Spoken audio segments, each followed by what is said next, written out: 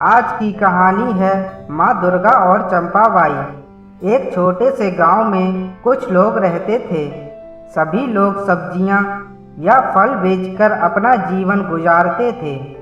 उनमें से एक चंपाबाई थी और वो अकेली रहती थी।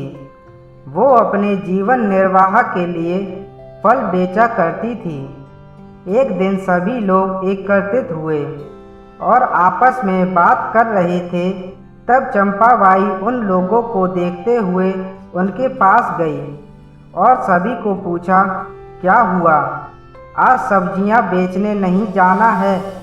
तब एक ने कहा, हमारी बस्ती सरकार ने ठाकुर को बेच दी है और हमें बस्ती खाली करने को कहा है।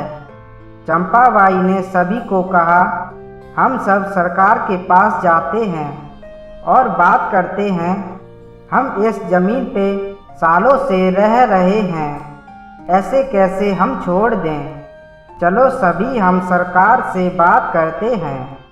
सभी सरकार के अधिकारी से बात करते हैं, लेकिन अधिकारी ने कहा, सरकार ने ये जमीन ठाकुर को बेच दी है, आप लोग यहाँ से चले जाओ, नहीं तो हमें पुलिस को बुलाना होगा। सभी लोग अब चंपाबाई के साथ ठाकुर के घर गए, लेकिन ठाकुर ने भी मना कर दिया कि मैंने ये ज़मीन बड़ी बड़ी बिल्डिंगें बनवाने के लिए खरीदी है, आप लोग यहाँ से चले जाओ और बस्ती खाली कर दो। सभी लोग धीरे धीरे करके बस्ती खाली करने लगे। कोई जंगल में रहने के लिए चला गया तो कोई फुटपाथ पे।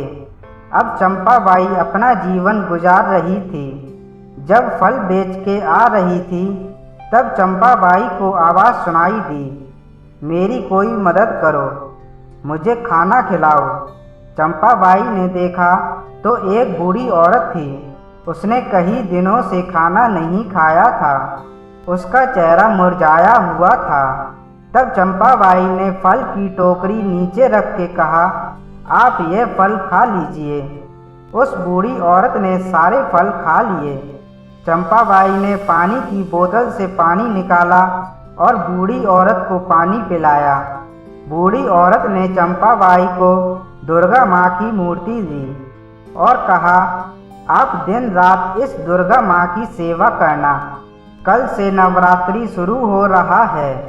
अब चंपाबाई मूर्ति लेके अपने घर चली गई।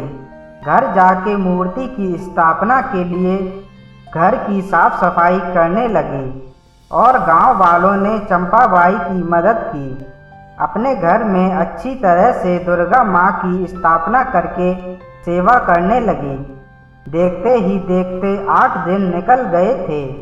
अब वो ठाकुर बस्ती खाली करवाने के लिए आने वाला था और माँ दुर्गा का आखिरी नवरात्र का दिन कल था।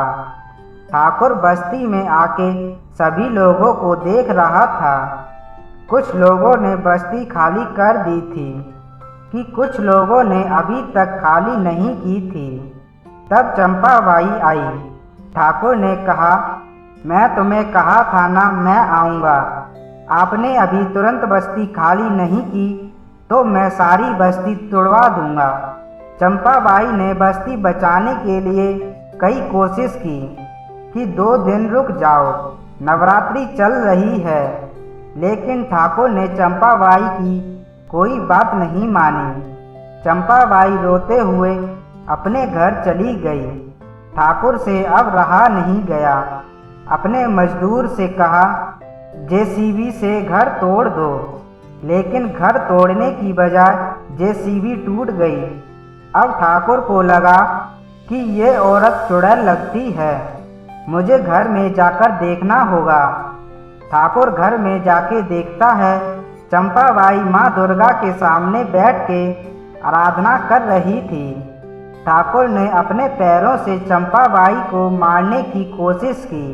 तब तुरंत ही दुर्गा माँ प्रकट हुई और ठाकुर को कहा, मेरे भक्त को तुम मारने की कोशिश कर रहे हो। ठाकुर माँ दुर्गा को देखकर माँ के चरणों में गिर जाता है। दुर्गा माँ ने ठाकुर को अच्छी तरह से समझाया अब ठाकुर सभी बस्ती वालों को पक्के घर बनवाकर देता है और चंपाबाई की मृत्यु के बाद उस जगह पे माँ दुर्गा की स्थापना कर देता है। बोलो जय माता दी। धन्यवाद दोस्तों। अगर ये कहानी आपको अच्छी लगी हो तो लाइक कमेंट करें। अगर नए हैं तो चैनल को ज़रूर सब्सक्राइब करें।